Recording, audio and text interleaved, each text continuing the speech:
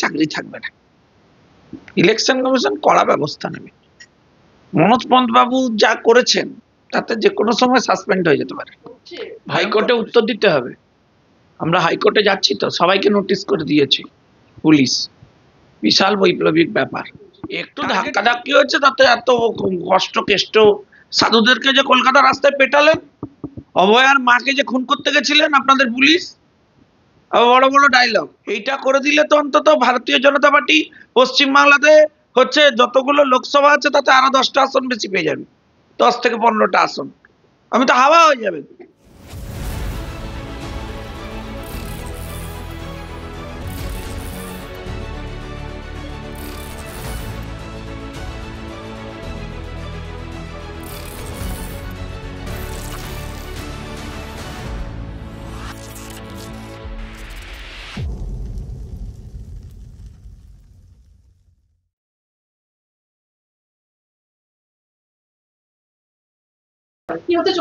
তদন্ত তো করেছে ইলেকশন কমিশন, করে তাদেরকে দোষী পেয়েছে। তাদের কাছে সব পাসওয়ার্ড ছিল, সেসব পাসওয়ার্ড দিয়েছে বলে অভিযোগ। ইলেকশন কমিশন সিদ্ধান্ত নিয়ে বলেছে তাদের এগেইনস্টে ব্যবস্থা নিতে। তদন্ত করবার জন্য তো এফআইআর করতে হয়, তো এফআইআর করতে বলেছে। উনি বলেছেন এফআইআর করব না। মমতা বন্দ্যোপাধ্যায় বলেছেন ইলেকশন কমিশন ঘেরাও করব। এই মনোজ পন্তকে রেখে ফ্রি অ্যান্ড ফেয়ার ইলেকশন করা পসিবল না, ইমিডিয়েটলি ওনাকে সরিয়ে দেওয়া উচিত। আসলে এফআইআর করার ক্ষেত্রে এটা বাধা দিচ্ছেন কেন? তার একটাই কারণ, কারণ এই এফআইআর হলে তদন্ত হবে, তদন্ত হলেই ধরা পড়বে যে কোন এজেন্সি আর কোন রাজনৈতিক দল মিলে সারা পশ্চিম বাংলা জুড়ে প্রায় 1.5 কোটি জালি ভোটার তৈরি করেছে, অনুপ্রবেশকারী বাংলাদেশিদেরকে ভোটার লিস্টে নাম ঢুকিয়েছে। এ তো আঁতাত আছে, না হলে এটা হয় না। দেখবেন লোকসভায় যেখানে যেখানে কম ভোট পেয়েছে তৃণমূল, হেরে যাওয়ার চান্স আছে, সেখানে সেখানে ভোট হচ্ছে সংখ্যা বেড়ে গেছে, ডবল ট্রিপল হয়ে গেছে। সেই তদন্ত আটকানোর জন্য এসব করছেন মনোজ পন্তরা। কার নির্দেশে করছেন এটা তদন্ত হওয়া দরকার। ফলে একটা শুধু এফআইআর করলে হবে না, সেই এফআইআর করবার পর কেন্দ্রীয় যে কোনো এজেন্সি আর এই রাজ্যের নয় এমন কোনো এজেন্সি কে দিয়ে তদন্ত করে বার করতে হবে। কারণ আমাদের দৃঢ় বিশ্বাস যে এখানকার অ্যাডমিনিস্ট্রেটিভ ইনভলভমেন্ট আছে এবং it's a organised crime. Election প্রসিডিওরের বিরুদ্ধে একটা অর্গানাইজড ক্রাইম, তাই এর বিরুদ্ধে এফআইআর করা থেকে আটকানো চেষ্টা করা হচ্ছে। আটকাচ্ছেন তারাই যাদের ইনভলভমেন্ট থাকার সম্ভাবনা আছে। আমি একটা প্রশ্ন করবো যে এই যে এসআইআর, লোকসভা ভেঙে দিন, আমরা সকলে পদত্যাগ করব। এসআইআর ইস্যুতে বড় দাবি অভিষেক বন্দ্যোপাধ্যায়ের কমিশনের বিরুদ্ধে। তিনি একদম তোপ দেখে বড় দাবি করলেন যে ভোটার তালিকায় গরমিল থাকলে অবিলম্বে পদত্যাগ করুন প্রধানমন্ত্রী, ভেঙে দেওয়া হোক লোকসভা, আমরা সকলে পদত্যাগ করব। কি বলবেন? রাহুল গান্ধীর যে ভিডিও রীতিমধ্যে ভাইরাল হচ্ছে, তারপরে তার এই মন্তব্য। দেখুন, একটা রাজ্য সরকার উনি চালান, সেখানে লোকসভা নির্বাচনে উনি নিজে ক্যান্ডিডেট ছিলেন, 7 লাখ ভোট পেয়েছেন, বুঝেছেন তো। একটা প্রায় মানে জালি, সেই নিয়ে অলরেডি মামলা চলছে কলকাতা হাইকোর্টে। আমার ওনার কাছে প্রশ্ন যে এই বক্তব্যটা উনি নির্বাচনের আগে কেন করেননি? লোকসভা নির্বাচনের আগে উনি বা ওনার দল বা ইন্ডিজোট কেন করেনি? ওরা তো করতে পারতো, করেনি কেন? এখন কেন করছেন? ফলে এখন তারা স্টেক হোল্ডার নন।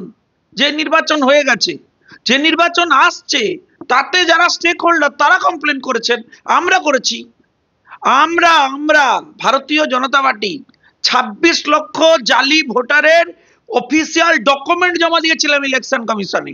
আগের যে রাজ্যের ইলেকশন কমিশনার ছিলেন তৃণমূলের অত্যন্ত ঘনিষ্ঠ, আমার বক্তব্য ছিল যে হচ্ছে তাহলে তাকে কেন ওই 62 লক্ষ এই 26 লক্ষ ভোট কাটতে দেননি আপনারা?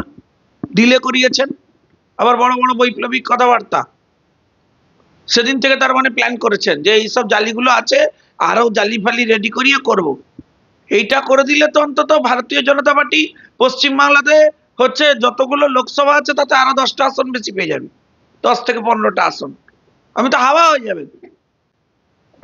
আমি স্পেশাল ইন্টেনসিভ রিভিউ প্রসঙ্গটা প্রশ্ন করব যে অভিষেক বন্দ্যোপাধ্যায় রীতিমতো হুঁশিয়ারি দিচ্ছেন শঙ্কুদা যে একজনেরও নাম বাদ গেলে আন্দোলন হবে, 1 লক্ষ মানুষ নিয়ে নির্বাচন কমিশন ঘেরাও করব। কি বলবেন? ওই ঘেরাও টেরাও করতে থাকবেন, বেআইনি ভোট সব বাদ যাবে। বেআইনি ভোটার, মৃত ভোটারদের জন্য কেন এত ভালোবাসা ভূতের প্রতি তৃণমূল কংগ্রেসের আমি জানি না। অভিষেক বন্দ্যোপাধ্যায়ের বক্তব্য যে মাত্র 1 বছর আগে লোকসভা ভোটের সময় এই ভোটার তালিকাতেই ভোট হয়েছে, তখন ভোটার তালিকা ঠিক ছিল, আর এখন ভোটার তালিকায় ভুয়ো ভোট। কেউ বলেনি তখন ভোটার তালিকা ঠিক ছিল। কে বলেছে? কে বলেছে তখন ভোটার তালিকা ঠিক ছিল? আমরা তো বলছি, আমরা 26 লক্ষ জমা দিয়েছিলাম, আপনারা কাটতে দেননি, তখন ডিলে করেছেন। অভিষেক বন্দ্যোপাধ্যায় বললেন যে গতকাল যেভাবে সাংসদদের বাধা দেওয়া হয়েছে তাতে বোঝা যাচ্ছে যে কমিশন ভয় পেয়েছে, নইলে শান্তিপূর্ণ প্রতিবাদ ঠেকাতে এভাবে ব্যারিকেড লাগিয়ে ধাক্কাধাক্কি করা হতো তৃণমূল মহিলা সংসদরা। এতে একটু ধাক্কাধাক্কি হয়েছে, তাতে এত কষ্ট কেষ্ট সাধুদেরকে যে কলকাতা রাস্তায় পেটালেন, অভয়ার মাকে যে খুন করতে গেছিলেন আপনাদের পুলিশ, বড় বড় ডায়লগ। আমরা মহুয়া মৈত্রকে দেখলাম রীতিমতো তিনি অজ্ঞান হয়ে রাহুল গান্ধীর গায়ে পড়ে গেলেন, তারপরে ফ্লাইং কিস ছুড়লেন। কাকে ছুড়লেন ফ্লাইং কিস? দেখুন, আমি কোনো মহিলার ব্যক্তিগত আচরণকে অসম্মানিত করতে চাই না, কিন্তু একজন সাংসদ যখন আচরণ করেন একটা সিরিয়াস আন্দোলনের ক্ষেত্রে, অ্যাপিয়ারেন্সেস এরকম দেন, তখন লোকে বলে এটা আন্দোলন নয়, সার্কাস চলছে। আমি রাহুল মহুয়াদের লড়াই কেন ছিলেন না কল্যাণ বন্দ্যোপাধ্যায়? নরেন্দ্র মোদীর পাশে তার দাঁড়িয়ে থাকার ছবি সোশ্যাল মিডিয়ায় ছড়িয়ে পড়ছে, কিসের ইঙ্গিত? আর কত অপমানিত হবেন কল্যাণ বন্দ্যোপাধ্যায়? যেখানে এই সমস্ত ফ্লাইং কিস টাইং কিস হচ্ছে, সেখানে কল্যাণ বন্দ্যোপাধ্যায় থাকা পসিবল? পারে না বটে।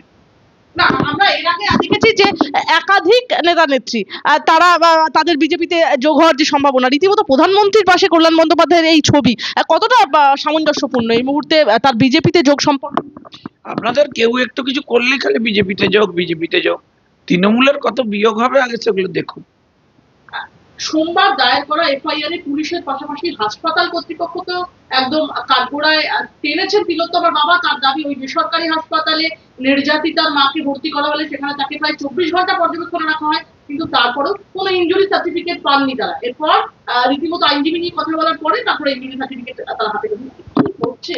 হাইকোর্টে উত্তর দিতে হবে। আমরা হাইকোর্টে যাচ্ছি, তো সবাইকে নোটিশ করে দিয়েছি পুলিশ। বিশাল বৈপ্লবিক ব্যাপার, টার্গেট করে করে মেরেছে। আরে ভাই, যেখানে কোর্ট বলছে যে গণতান্ত্রিক প্রক্রিয়ায় প্রতিবাদ জানানোর জায়গা আছে, তারা নর্মালি যাচ্ছিলেন, আপনারা আটকাচ্ছিলেন কেন? নবান্নে আটকানোর জন্য আপনাদের লাস্ট ব্যারিকেড ছিল হচ্ছে নবান্নর কাছে, কন্টেনার বসিয়েছিলেন, সেখানে গিয়ে লোক এমনি থেমে যেত। তার আগে এইভাবে মারধর করবার কোনো দরকার ছিল? পার্ক স্ট্রিটের সামনে মেরে দিলেন। কোথায় নবান্ন, কোথায় পার্ক স্ট্রিট, আর কোথায় টার্গেট? ছি ছি ছি ছি ছি ছি। শংসাপত্র না মিললেও হাসপাতাল কর্তৃপক্ষের থেকে একটি ডিসচার্জ রিপোর্ট পেয়েছেন তিলোত্তমার পরিবার, এমনটাই খবর। কিন্তু সে ধমকে দিয়েছে হাসপাতালকে, বলেছে ভর্তি রাখা যাবে না, বের করে দিন, বের করে দিন। হ্যাঁ, সিটি স্ক্যান ফ্যান করে কোনো ইনজুরি ফিনজুরি কিছু করতে দেয়নি, বলছে হাসপাতালের লাইসেন্স ধরে টানাটানি করে দেবো। পুলিশের এসব আচরণ ঠিক না, এগুলো এ মনে হয় চাকরি থাকবে না। ইলেকশন কমিশন কড়া ব্যবস্থা নেবে। মনোজ পন্ত বাবু যা করেছেন তাতে যে কোনো সময় সাসপেন্ড হয়ে যেতে পারে, ভয়ঙ্কর পরিস্থিতি। হ্যাঁ, করে দেওয়া উচিত সাসপেন্ড। ইঙ্গিত কি, এ তো করে দেওয়া উচিত, হয়ে যাবে মনে হচ্ছে আমার। সেই জন্য ডেকে পাঠিয়েছে, নাহলে কি ডেকে পাঠাতো? নাহলে বলতো পশ্চিমবঙ্গ থেকে অন্য জায়গায় চলে যান, ওনাকে পাঠিয়ে দিতে পারে। উনি তো অ্যাকচুয়ালি ওদের স্টাফ, ও তো কেন্দ্রীয় সরকারের স্টাফ না, ডিওপিটি, ওদের কি সব ডিপার্টমেন্ট আছে, ব্যবস্থা নিতে পারে সঙ্গে সঙ্গে। ইলেকশন কমিশন এখানে আলটিমেট পাওয়ার নির্বাচনের ক্ষেত্রে।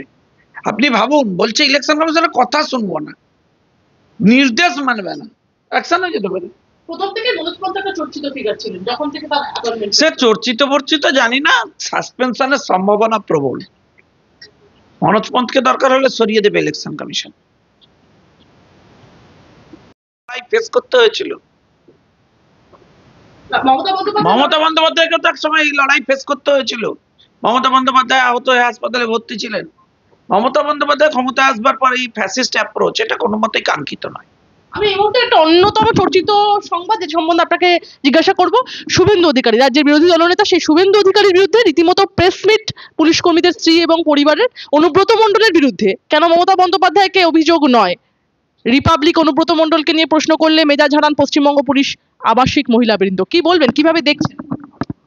সে এখন তাদের উপরে চাপ আছে নিশ্চয়ই কোনো রাজনৈতিক দলের, সেই জন্য তাদের এসব বলতে হচ্ছে। কত প্যাথেটিক ব্যাপার, ভাবা যায়। তাদের নিশ্চয় বলতে বলেছে, বলো না হলে চাকরি চলে যাবে পরে, তাই বলে। এই প্রেস মিট করতে বলছেন আপনি ওপরতলার। হ্যাঁ হ্যাঁ একদম, বলে যে হয় বলো নাহলে চাকরি চলে যাবে। শঙ্কুদা, তাহলে আপনি তো রীতিমতো যা কথা আপনি বলছেন, তাহলে কি আপনি পুলিশ মন্ত্রীর উপরে দায় ফেলছেন? আর পুলিশ মন্ত্রী থেকে তাদের সম্মান রেখেছে। এই মা বোনদের তো ধর্ষণ করবে বলেছিল কেষ্ট, তাকে অ্যারেস্ট করেছে, তার কাস্টাডি হয়েছে। প্রেস মিট যখন রীতিমতো প্রশ্ন করা হয়, কোনো সংগত প্রশ্ন রীতিমতো এড়িয়ে যান যারা নিজেদেরকে। তাদের উভয় সংকট, তারা কি করবে? তার ছাপোষা গৃহিণী, তাদেরকে পাঠিয়ে দিয়েছে, কোনো মানে হয়? অভয়ার মাকে কেন মারা হলো প্রশ্ন, ওনারা বলছেন কেউ মারেনি। তারা জানেন না, তো বাড়িতে ছিলেন না, তা তো ঘরে কাজ করছিলেন, কাজ বাজে ব্যস্ত ছিলেন, তারা কি করে জানবেন? যদি ঘরের কাজে ব্যস্ত থাকে তাহলে প্রেস মিট এই যে সরকার বলেছে, বলেছে যাও রান্না বান্না ছেড়ে, বাচ্চা কাচ্চা ছেড়ে, কাজকর্ম ছেড়ে যাও। আমি তাদের প্রতি পূর্ণ সম্মান রেখে আমি এইটুকুই বলছি যে তাদের উপরে প্রচন্ড চাপ আছে, বুঝতে হবে আপনাদের। আমরা দেখলাম যে শুভেন্দু অধিকারী রীতিমতো রক্ষা কবচ নিয়ে সেদিনকে নবান্ন অভিযানে যে তিনি নবান্ন অভিযানকে যে লড়াই এগিয়ে নিয়ে গিয়েছিলেন, আমি বলবো একদম নবান্ন অভিযান নিয়ে একাধিক বিজেপি নেতাকে কলকাতা পুলিশের নোটিশ, 9ই আগস্ট নবান্ন অভিযানে রীতিমতো ধুন্ধুমার অভিযানে সরকারি সম্পত্তি নষ্ট, পুলিশের ওপর হামলার অভিযোগে নোটিশ পাঠানো হয়েছে। অর্জুন সিং, কৌস্তব বাগচি সহ একাধিক বিজেপি নেতার নামে এফআইআর। কি বলবো?